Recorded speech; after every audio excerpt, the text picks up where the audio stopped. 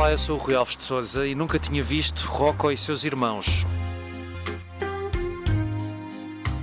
Finalmente posso sputartelo in faccia tutto lo schifo che mi fai. É verdade, eu nunca tinha visto e isto eu sei que todos os amigos cinéfilos vão ficar muito chocados, já alguns ficaram quando eu disse, nunca tinha visto o filme que o Luchino Visconti fez em 1960, que é um épico de 3 horas com Alain Delon, a Annie Girardot, o Renato Salvatore e também entra o Nino Castelnuovo, que é mais conhecido pelos chapéus de chuva de Cherburgo, mas felizmente eu não estou sozinho aqui, há outra pessoa que já viu muito mais filmes do que eu, que também nunca tinha visto o Rocco e os seus irmãos e que me surpreendeu genuinamente nunca ter visto este filme, que é a Susana Bessa, crítica de cinema e que escreve em vários sítios.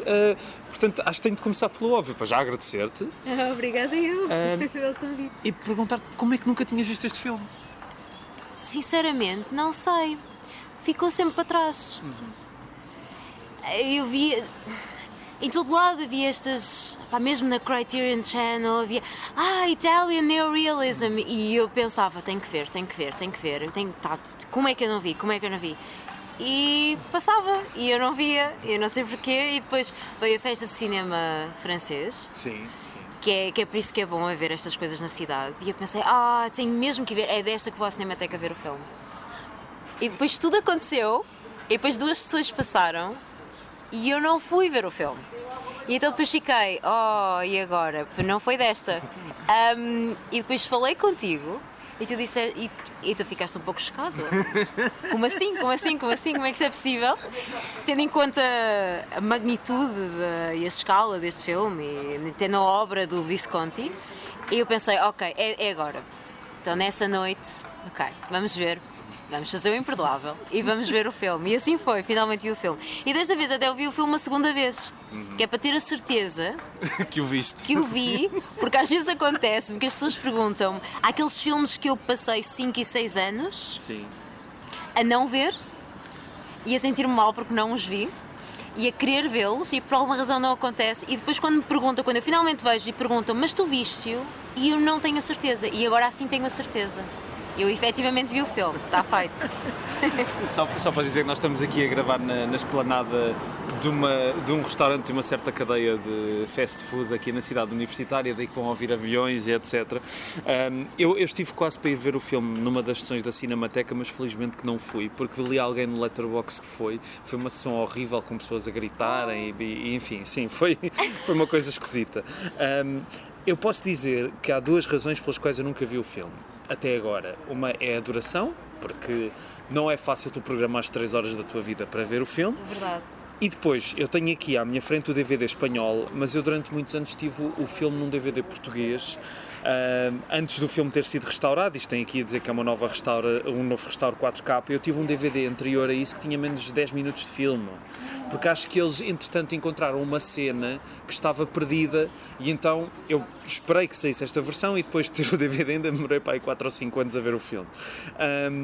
E também, lá está, este é mesmo daqueles imperdoáveis porque tu falaste da ligação do filme ao neorrealismo, mas é engraçado que este filme é completamente diferente da ideia que nós temos de neorrealismo, porque mesmo comparando com A Terra Treme, do Visconti, que é neorrealismo puro e duro, não são atores, é uma coisa muito até quase propagandística às vezes, isto é um filme muito que passa por neorrealismo como outra coisa qualquer, é um filme com grandes atores, um filme social, mas também muito às vezes operático, épico, não é? É uma mistura de coisas, porque é um blockbuster, mas depois é um filme art house. Exatamente. Então encontra-se ali, é perfeito para mim, é exatamente o tipo de filmes que eu penso, ok, eu se calhar vou gostar disto. E tanto que... Mas também a questão é, o Visconti, a verdade é que eu não vi todos os filmes do Visconti. Eu também não, mas o que é que viste já agora? Vi o Censo. Olha, também não vi o Censo. Não viste o Censo? Esse também é imperdoável da Vi o Censo, vi o Belíssima. Obviamente Morte em Veneza. Leopardo. E... The Damned, não, o falta-me Ludwig, o Inocente. Esqueci-me do nome. Baseado no Albert Camus. O Estrangeiro. Estrangeiro, é exatamente isso. Foi isso que eu vi. Faltam-me imensos, faltam-me mesmo muitos.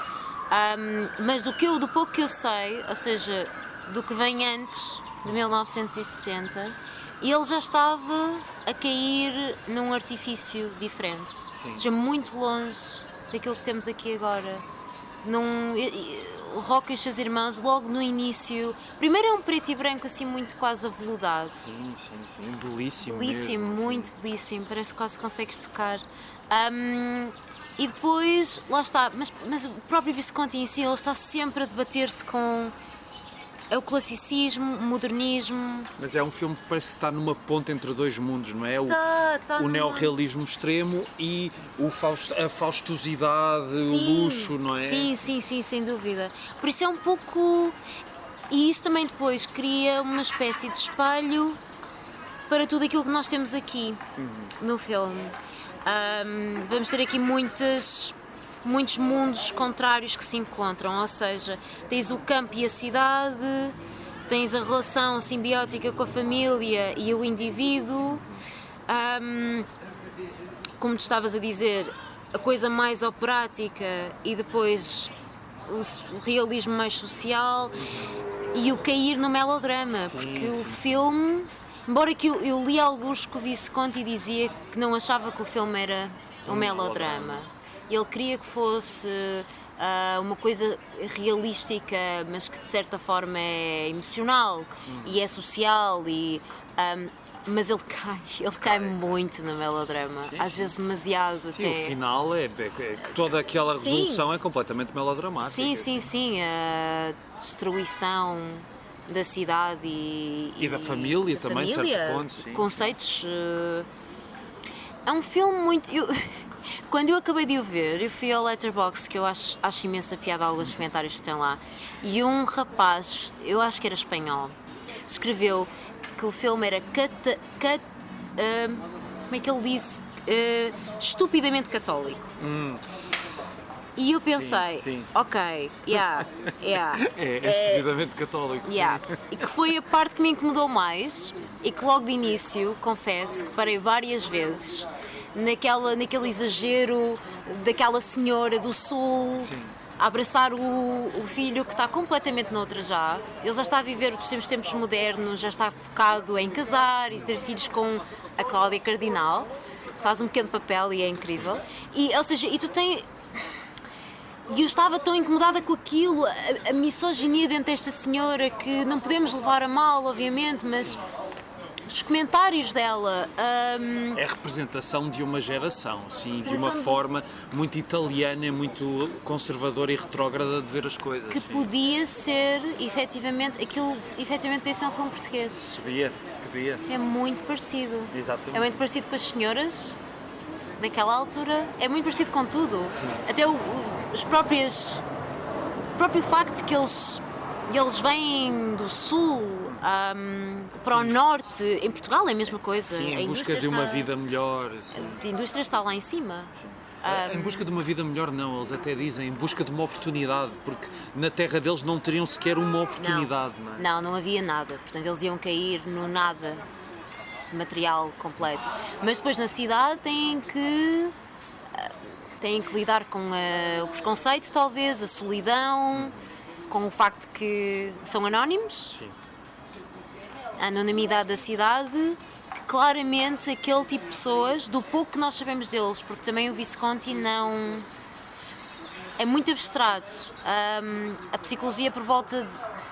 E eu sei que o filme é dividido, quem não viu, pronto, eu posso dizer, o filme é repartido, pode haver estruturado mas... em 5 partes, dos 5 irmãos, que são 5 irmãos, que há uma determinada altura que a senhora, a mãe, diz que são os 5 dedos da mão dela, que fechados fazem um punho, etc. Pronto, esta união da família. E na verdade eu senti que, é a parte que eu não gosto do filme, eu senti que esses pequenos capítulos podiam ter sido focados para tu compreenderes melhor esta personagem ou aquela personagem ou outra personagem, e eu não senti que isso aconteceu de todo, ou seja, não... Ele simplesmente...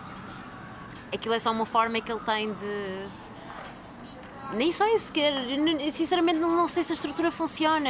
Aquilo é uma história extremamente linear. Sim, o filme é muito, muito acessível e isso também era uma coisa que durante algum tempo me fez não ver o filme, para já, não referi, sendo um DVD espanhol, tem legendas em espanhol, e ver pessoas a falar durante muito tempo em italiano com legendas em espanhol atrofia um bocado o cérebro.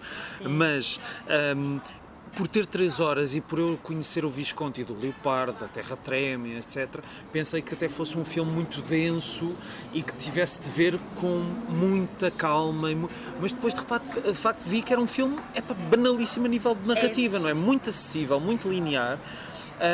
E que lá está, acho que não deixa nada descoberto, não é? Porque é tudo tão direto ao assunto. Não, exatamente, sim. Mas depois eu acho que, sei lá, havia ali...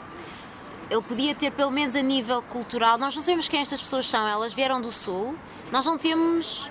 Nós podíamos ter muito mais sobre eles. Eu sinto que falta há um vazio ali sobre, culturalmente, quem são estas pessoas. Sim, ok, nós notamos que eles são de um sítio pequeno, claramente, eles mencionam que são de um sítio mais agrícola, e nós entendemos que há uma certa falta de sofisticação. Sim. E é um filme que está corroído, se calhar não é a melhor palavra, mas está repleto de nostalgia. Sim.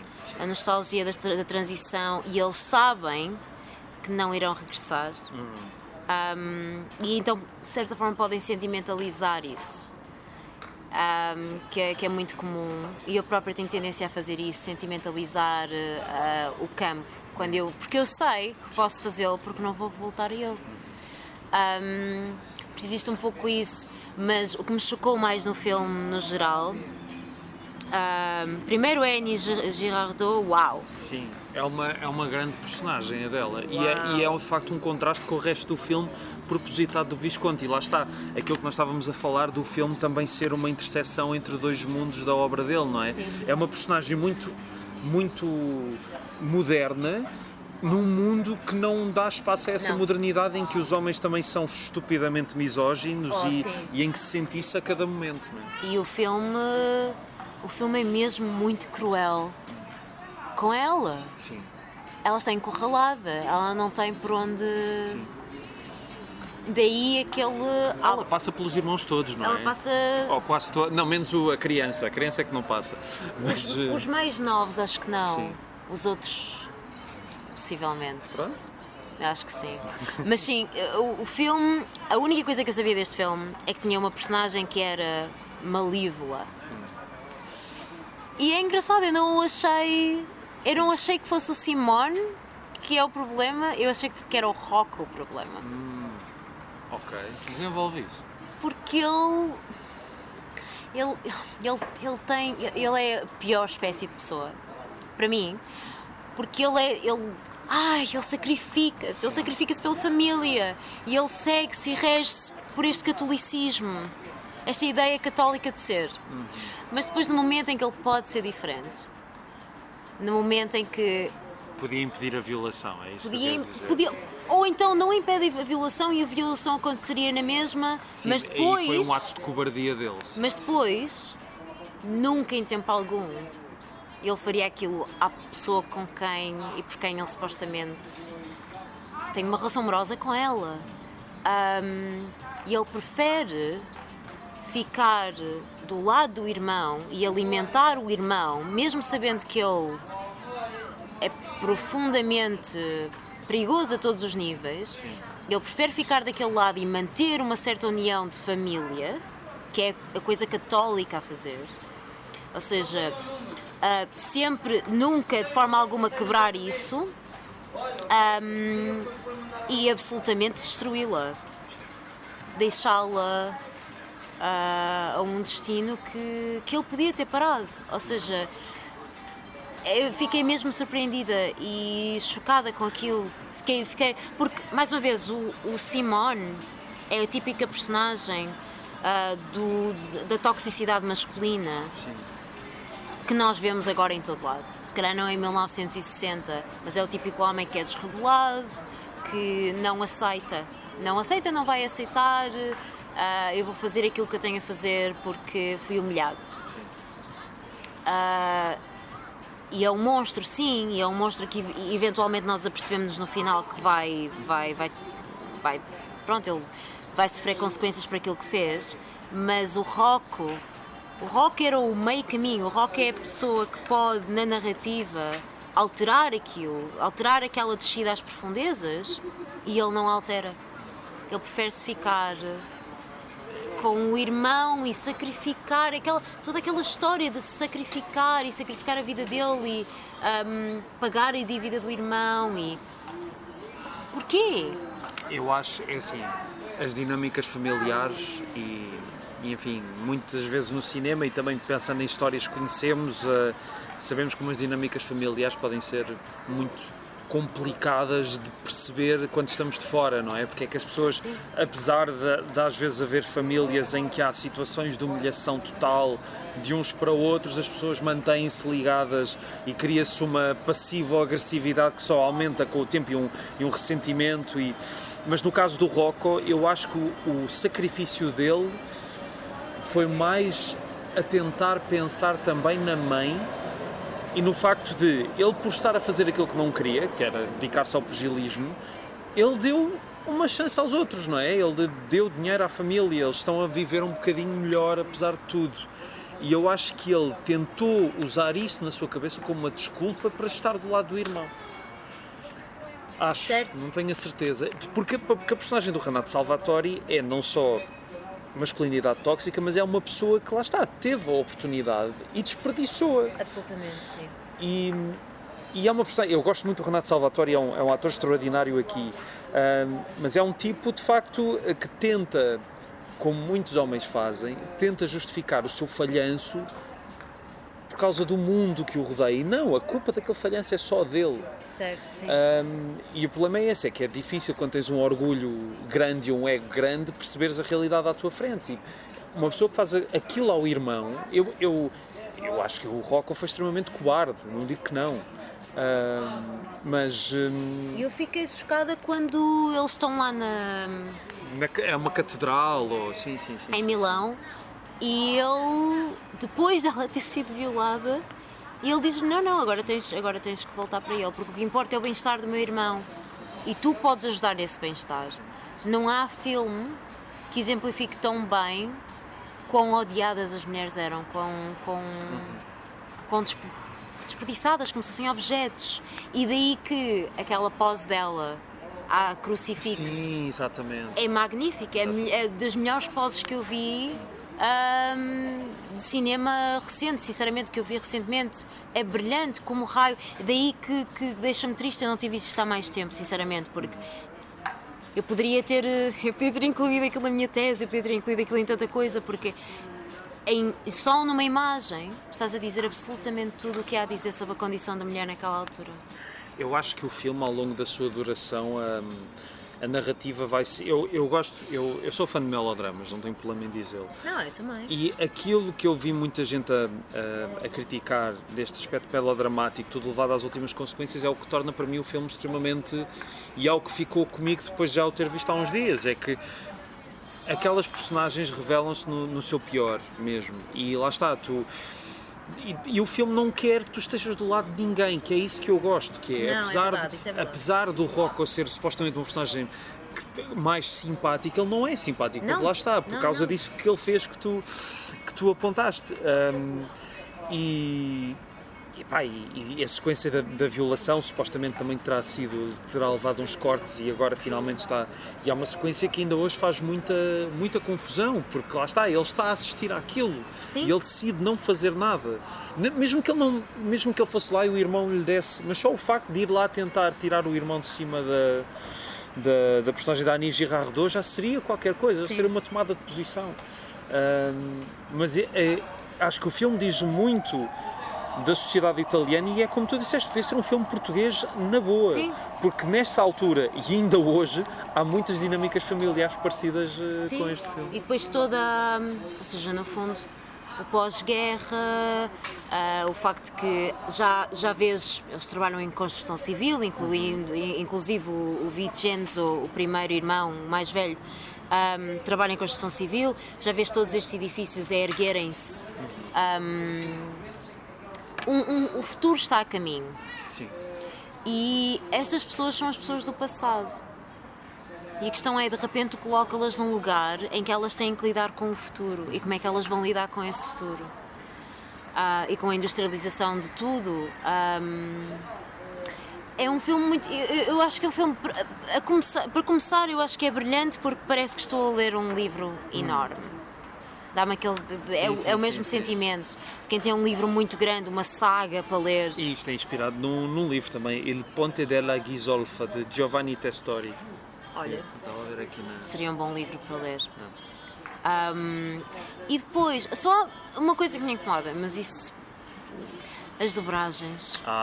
As dobragens incomodam-me. Porque não é a voz do Alain Delon, não é. mas é como no Leopardo ouvires o Burt Lancaster a falar italiano. Sabes que anteontem fui rever um filme que eu acho muita graça, que é O Clã dos Sicilianos. Que é um filme que, tal como muitas produções internacionais da época, foi feito em duas versões. Ou seja, há uma versão francesa e outra em inglês, em que tu vês que claramente o Alain Delon, Jean Gabin e o Lino Ventura estão a falar inglês. Só que o que é que acontece? Só o Alain Delon é que eles depois dobraram aquilo e só o Alain Delon é que está a dar voz a si próprio. Para o Jean Gabin puseram um tipo que o imita muito mal e para o Lino Ventura parece um tipo do Bronx que até encaixa porque o ator estava a falar inglês na rodagem, mas é estranho. E há pouco estava a dizer que a sessão do Rock e os seus irmãos teve gritaria, esta também teve, que houve um tipo que disse assim: vocês não percebem, isto não é a versão original, isto é uma escandaleira. E foi muito estranho, porque de repente o filme, que não era um filme de muitos diálogos, de repente tornou-se insuportável porque os diálogos eram quase todos ridículos, porque não faziam sentido em inglês. E houve momentos em que eu genuinamente escangalhei-me a rir com a voz do Jean Gabin, que não tinha nada a ver. Mas lá está, eu prefiro uma dobragem que esteja bem feita a porem atores que não sabem aquela língua a fazerem esta figura. Pronto, era só isso. Ou então até sotaques muito maus, como num determinado filme da Catherine Bigelow. Sim. Não vi o último, não vi. Péssimo. O que eu vi foi um com a Emma Thompson, no Dead of Winter, em que ela também faz um sotaque tipo Hillbilly, que é terrível. Hillbilly também é terrível. Tipo, nós associamos lá uma coisa especialmente, então é muito estranho. Mas ela até se safa bem. Na Catherine Bigelow, no filme da Catherine Bigelow, tens o Idris Elba enquanto presidente dos Estados Unidos da América. Ok. Não dá. Como é que aquilo aconteceu? Como é que aquele foi casted? Como... Mas ele até funcionava no The Wire a falar com o sotaque americano. Quer dizer, de vez em quando notava-se ali o resvalar para o British. Aqui resvala muito. Nota-se completamente e não funciona. Peço desculpa, gosto muito do Idris Elba, mas não. Mas eu acho piada as dobragens italianas, porque eu sinto que o Fellini claramente fazia isso. Sim. Que ele reescrevia os diálogos depois de filmar e, portanto, depois na dobragem não tinha nada a ver. Mas eu acho piada porque, apesar de tudo, quando funciona, os atores conseguem até dar um sentimento bom e é uma experiência, lá está, diferente, não é? É um pouco como aquelas partes de trás quando eles estão a conduzir. Num filme do Hitchcock. Sim, as rear projections. Exatamente, adoro isso. Isso eu gosto muito. Eu gostava que trouxessem isso de volta. Porque é o falso, é falso, mas é verdadeiro. Sim. E... terei que escrever sobre isso. Gosto muito. Eu há uns dias vi um filme que nunca tinha visto, que é o The Line-Up, do Don Siegel, que acaba com uma perseguição que é toda feita em rear projection. Mas aquilo está muito bom. Eu fiquei... eu sabia que aquilo era uma projeção, mas estava a funcionar muito bem. Mas voltando à dobragem aqui. Eu gosto da dobragem. Pronto. Tu gostas da dobragem, ok. Eu não sei, às vezes retirava-me um pouco percebo isso, sim. Do filme, só porque eu gosto da voz dele. Pronto, a Annie Girardot é diferente, que eu não tenho a voz dela sempre presente na minha cabeça, mas já vi muitos filmes com o Alain Delon e eu tenho a voz em francês dele presente, então é estranho. Mas ele parece que, pelo menos a boca dele, parece que está a tentar falar italiano de vez em quando. Sim, e eu acho, se calhar estou a mentir, mas eu acho que li algures que ele falava um bocadinho. Pois, mas não muito, tanto que teve de ser dobrado por outro tipo. Pois. Não, mas ele claramente trabalhou, ou seja, ele trabalhou, bem, nesta altura ele estava no início, ele depois começou a trabalhar, foi com toda a gente a partir daqui. Sim.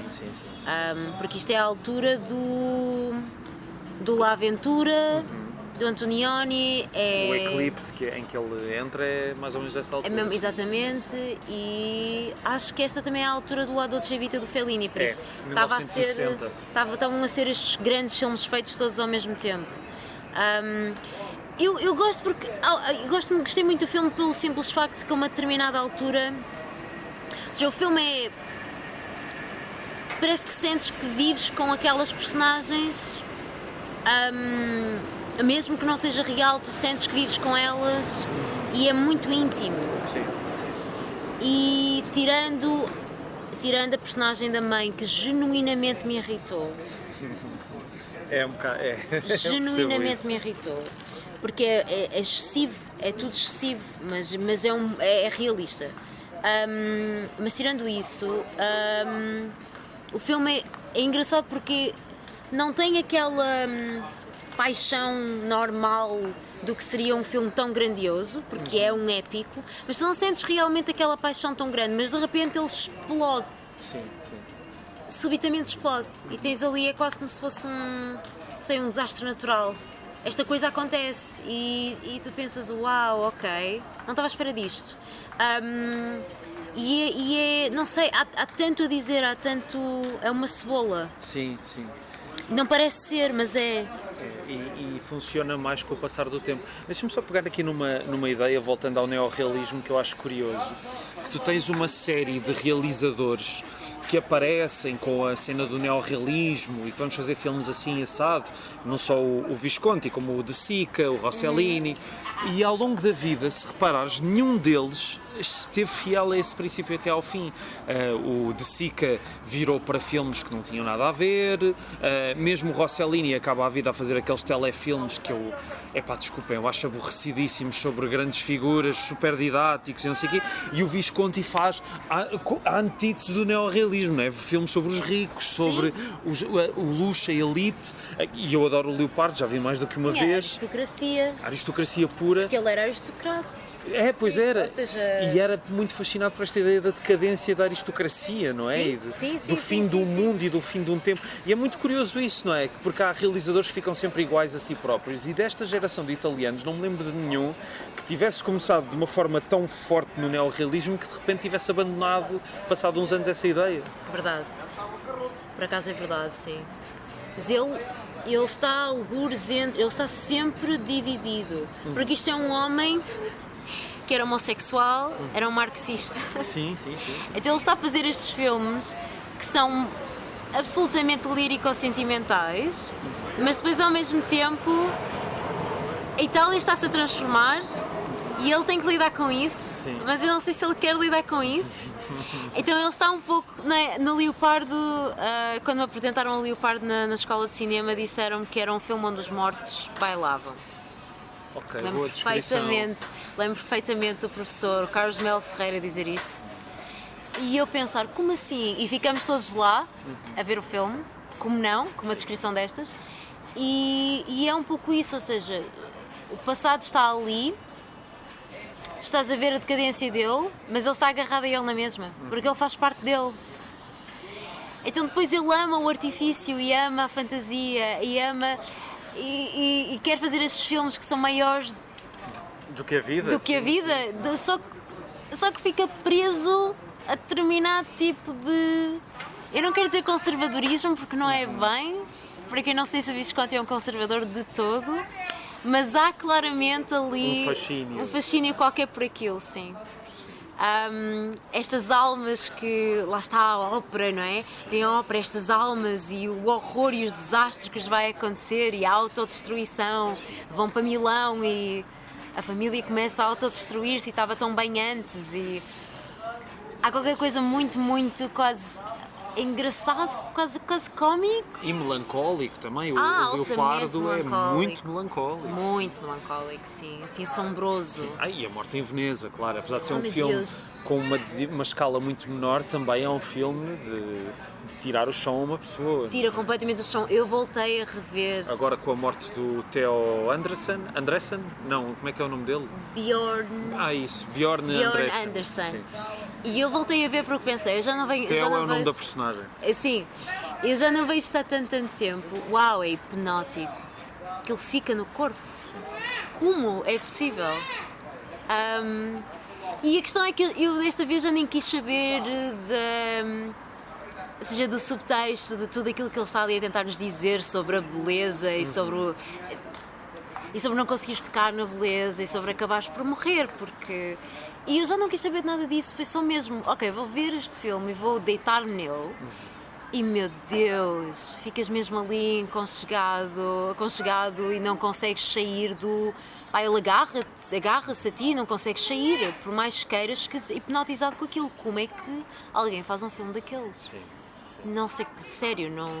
Depois o Estrangeiro já não é nada disso. Nunca vi o Estrangeiro. Tenho de rever o Terra Treme, porque vi-o há muitos anos numa sessão do DOC Lisboa, que foi muito má, porque aquilo era um DVD e de 10 em 10 minutos o ecrã ficava tipo verde, aquilo devia ter uma porcaria, um problema qualquer.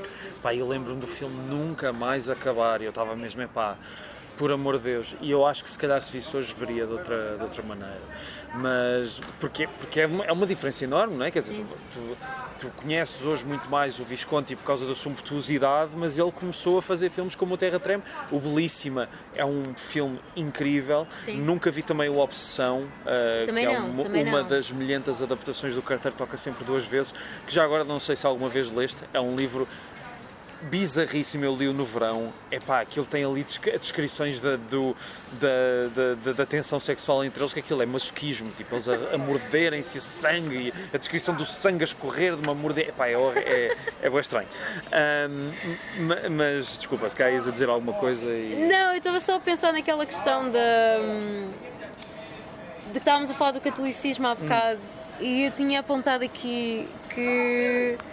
Porque é uma coisa que me incomoda muito. Eu conheço muitas pessoas assim, que são os bons católicos, um pouco como o Rocco, em que se apoiam e se sacrificam nestas superfícies, mas depois a verdade é, neste filme, e eu espero que isto faça sentido, eu acho que existe claramente um lugar...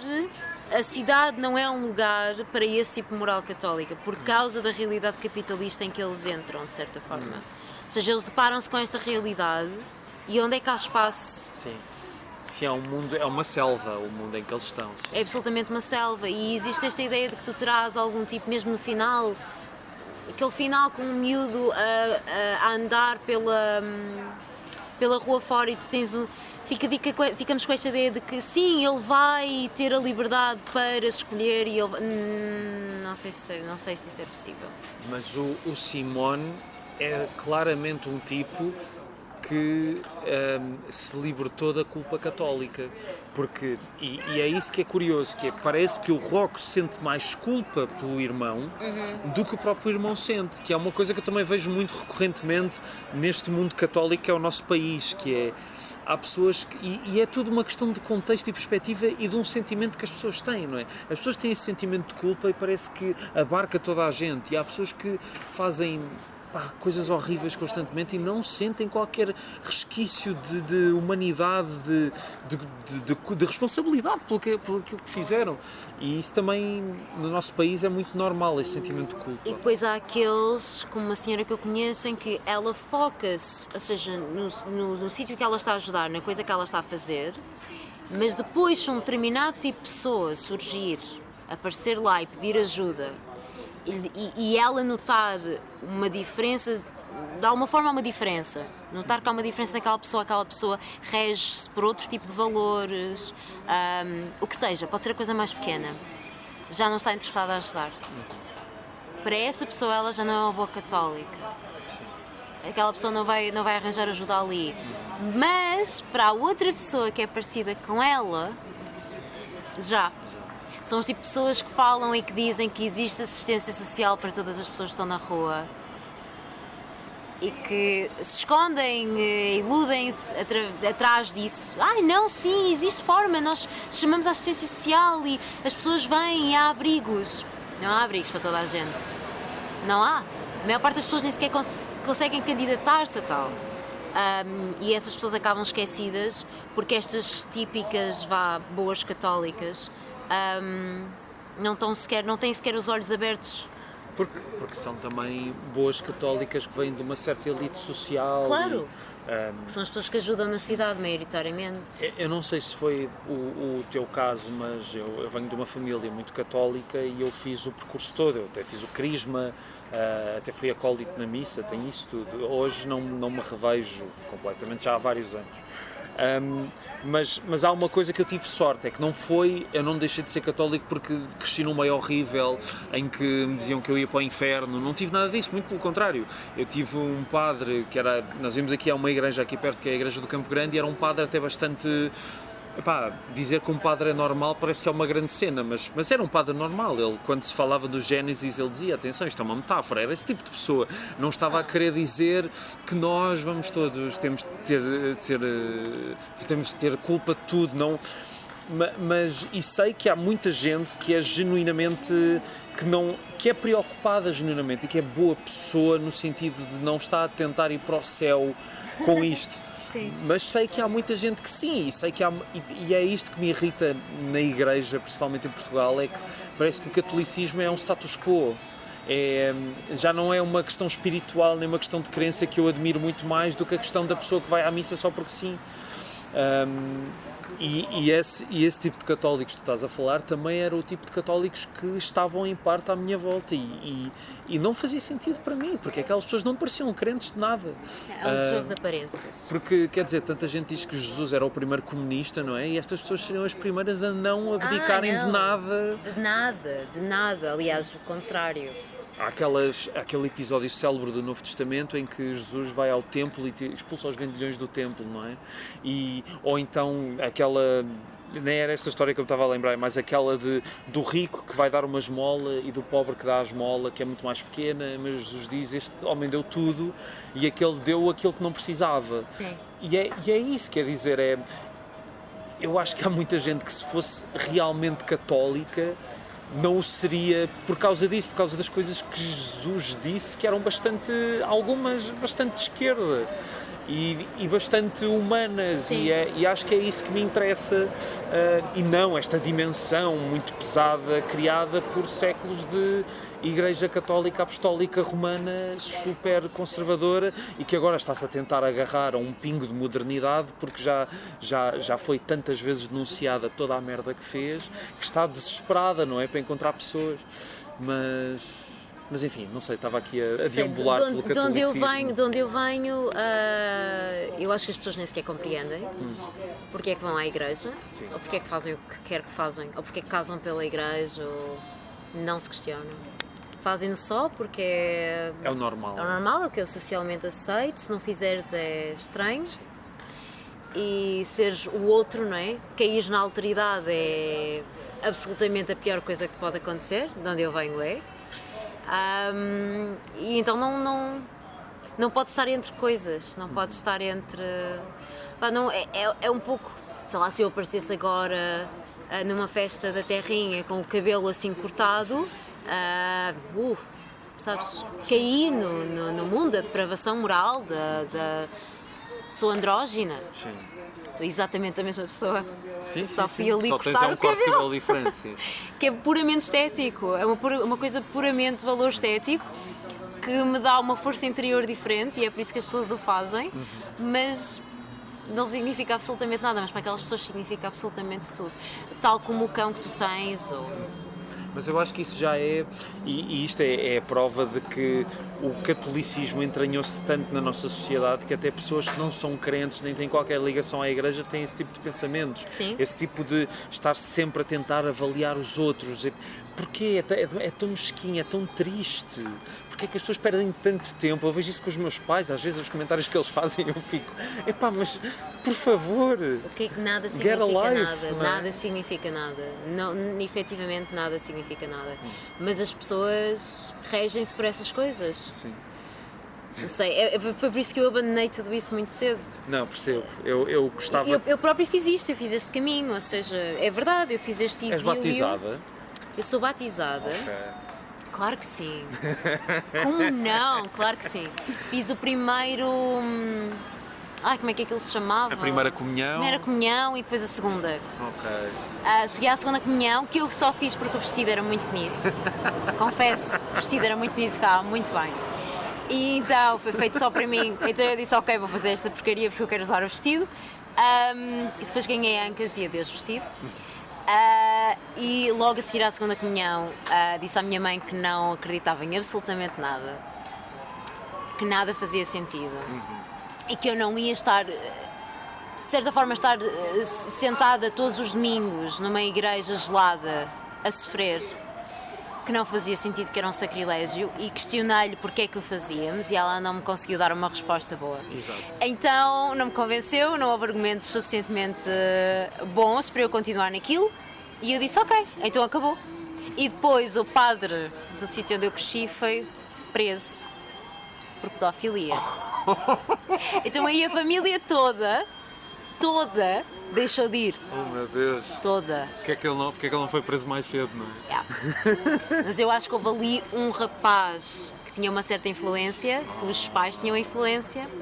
Fogo. Mas sabes que eu também, pronto, hoje em dia não acredito em nada e até me sinto mais tranquilo assim, apesar de nada fazer sentido. Mas eu sinto que há muita gente que é católica e que diz que é católica, mas que a forma como eles falam, percebe-se que afinal não são. Por exemplo, eu tenho uma pessoa muito próxima que uma vez estávamos a discutir a crença, eu estava a dizer que não acreditava porque achava que não havia eternidade, etc. e tal, e essa pessoa virou-se para mim, uma pessoa muito próxima, e disse-me: mas sabes, eu também não eu sou crente e não acredito na vida depois da morte. Eu fiquei a pensar, então, mas isso é um dos pressupostos, né? Supostamente assim? Cristo Sim. ressuscitou, está lá, conduz à vida eterna, está naquilo que tu dizes todos os domingos na missa. E eu acho que é isso, acho que, ao contrário de outras religiões, o catolicismo já levou tantas abadas justificadas que foram, por exemplo, tu entras no judaísmo ou entras no hinduísmo, é uma Sim. coisa muito mais restrita, muito mais séria, não é? Sim, E até sim, muito sim. admirável. E no catolicismo não, é quase uma bandalheira, e portanto as pessoas acreditarem em algo. Tu podes ser batizado na boa, não te vão fazer nada. Eu podia ir hoje à missa e comungar na boa, porque não me iam fazer nada, não me iam pedir uma cédula para...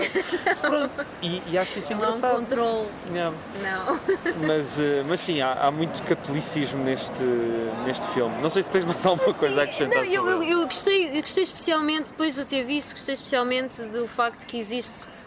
Primeiro, é um filme muito fluente. Eu escrevi aqui que havia muita fluência, é um filme propulsivo e depois é um filme altamente viciante. Tu queres continuar a ver? É. Isso surpreende, é esse lado de blockbuster, estavas a dizer, Sim, de sem cinema dúvida. popular. Tu Sim. não queres parar de ver. E lá está, é popular. Que é isso que muitas das vezes eu fico a pensar, não, isso é suposto ser para toda a gente. O cinema está cada vez a segregar-se mais. Exatamente. E irrita-me, porque há filmes que eu sinto que não foram feitos para toda a gente e não podemos esquecer que é isso que o cinema é para toda a gente. Claro. Mas uma coisa que eu gosto mesmo muito é o facto de eu fiz este caminho, ou seja, eu vim do campo para a cidade, nunca mais me fui embora, não irei nunca ir embora. Eu sei que toda a gente me diz que eventualmente as o rendas campo tão vão-se bom. aumentar, rendas vão aumentar a um ponto que eu vou ter que fugir. Eu não vou. Eu fico numa cave. Eu não vou embora. Eu vou fazer todas as minhas compras a pé. E eu preciso de escape routes e eu vou ter as minhas escape routes. Se acontecer alguma coisa, eu consigo ir a pé para algum lado, numa hora estou lá e eu preciso disso para viver. Por isso eu sinceramente não compreendo muito bem o que é que as pessoas querem dizer com tudo o resto, porque para mim a opressão da cidade ou o facto de que, por exemplo, como aconteceu no outro dia que fiquei fechada, e eu contei, fiquei fechada porque, não sei, a chave não entrava na porta e porque a porta é antiga e o apartamento é estupidamente antigo e a porta é de madeira e aquilo inchou e não conseguimos entrar em casa. E ninguém no prédio inteiro, mesmo depois do senhor das chaves vir. Ninguém perguntou nada. Não, ninguém sai, ninguém vai à janela. Eu acho que contei isto, que quando fui a Famalicão recentemente, para as tantas, parecia meio perdido, mas não estava, e veio uma senhora logo ter comigo a perguntar se eu precisava de ajuda, sem eu ter dito nada. E isso é uma coisa, de facto, uma atenção às pessoas, que eu sinto que, de facto, neste ambiente de cidade é muito difícil. Mesmo assim ainda se vai tendo surpresas de vez em quando, mas é difícil. Sim. Isso é o norte. Isso é efetivamente o norte. Não é o campo. Não, mas o outro lado disso, de uma pessoa que efetivamente cresceu lá e que fugiu de lá, é que depois o que se passa é que é muito giro as pessoas dizerem olá e estarem preocupados com o teu bem-estar e estão efetivamente e ajudam-te com tudo e mais alguma coisa que tu possas precisar. O problema é que depois também estão a controlar quem entra em tua casa, ou seja, torna-se tudo de tal forma quase uma alucinação de falta de privacidade que é compreendida enquanto uma coisa saudável. Que faz com que eu aceite todas as coisas más nesta cidade, esta, qualquer outra, mais uma vez, Nova Iorque, Londres, todos os sítios onde eu vivi é tudo igual e eu preferiria 1000 vezes viver na metrópole por causa disso. Existe sim um exílio quase espiritual e o Rocco e os seus irmãos, o filme está completamente coberto deste exílio espiritual deles. Mas eu pessoalmente prefiro isso. E depois há ali uma ligação absoluta com a história de migração do Scorsese. Ou seja, tens ali influência absoluta direta com o Raging Bull e o mesmo tipo de textura nostálgica, mesma nostalgia. Só que neste caso, estes rapazes não vão voltar para casa, porque aquela é a casa deles. E a saudade que uns sentem é muito diferente da saudade dos outros, porque uns podem efetivamente voltar para o sul, o Scorsese não vai voltar para lado nenhum. Ele é americano e aquele país todo, a América do Norte toda, sofre disso. Por isso é que quando conheces alguém, imediatamente a pessoa diz-te: pera, de onde é que tu és? E tu dizes Portugal, e dizes, o meu avô era um terço português. E sabem sempre, ou eu sou metade norueguês, ou eu sou... E dizem-te isto quase como se... Ou seja, a crise identitária é tal, porque eles sentem a necessidade de dizerem isso. O Conan O'Brien sente a necessidade de dizer... Sim, raiz irlandesa. Sempre, sou irlandês. E aquela coisa, não és, though. És americano. És tudo e nada ao mesmo tempo. Sim, é a melhor coisa de ser. Na verdade, nós agora somos todos um bocado assim, porque tenho a certeza que se fosse ver eu teria... Sim, bem, tu tens, eu tenho efetivamente. Sim. Portanto, de repente é, ok, a minha avó, ok, pronto. É uma mistura de tudo. Deixa-me só dizer que, entretanto, tu tens de ir embora. Que essa ideia de ser um filme feito como cinema popular na altura, mas que hoje é visto como cinema de autor de nicho, é algo que me faz muita confusão e também me remete para aquilo que estávamos a comentar em off, que um cinema como o Nimas agora está a passar o Regresso ao Futuro. Verdade. E eu penso que se este blockbuster agora deu a volta é cinema de autor, ou isto é estranho só, isto estar a passar no Nimas e o Tubarão e etc. Mas que também me marcou muito e é isso, sim, também acho que temos de aceitar as nossas raízes e toda a miscelânea. Eu também tenho raízes supostamente italianas, sicilianas, do lado da minha mãe, judaicas. Sim, tenho de um dia de fazer o rastreio da genealogia. Melhor massa de sempre, digo-te já. Melhor massa de sempre na Sicília. Mas pronto, Susana, olha, obrigado. Obrigada eu. E obrigada mesmo, porque assim vi o filme. Sim. E agora preciso de não escapar, ou seja, preciso continuar a rever Visconti. Também eu. Olha, vou ver o Censo um dia desses também, que nunca vi. Obrigado. Espera aí que há aqui uma adenda. Diz. Nada, eu tinha apontado aqui, queria muito dizer isto porque achei muito engraçado o espelho, o diálogo é excelente, mas eu achei muito engraçado o facto que a Nádia está no carro com o Rocco e diz-lhe qualquer coisa como não tenhas medo, anda cá, não tenhas medo, estás com receio. E depois passa um determinado tipo de tempo, ele vai para a tropa, quando ele regressa é ele que lhe diz isso a ela. Exatamente. E há pouco estávamos a falar da mãe, e a mãe às tantas diz que o filho preferido dela, que o único filho que poderia sair-se bem na vida era o Simone, não é? Sim. Ela tinha essa dinâmica familiar também é muito... Pronto. Por isso, eu gosto, este filme realmente tem muito que se lhe diga. Há mesmo, se nós fôssemos pedaço a pedaço, nós conseguiríamos tirar imenso aqui, muita coisa para descascar em cada pedaço de diálogo. E pronto, foi isso. Achei isso muito curioso. E comecei a meter demasiadas notas. Não, e é muito engraçado olhar para o teu caderno, obrigado por esse trabalho também.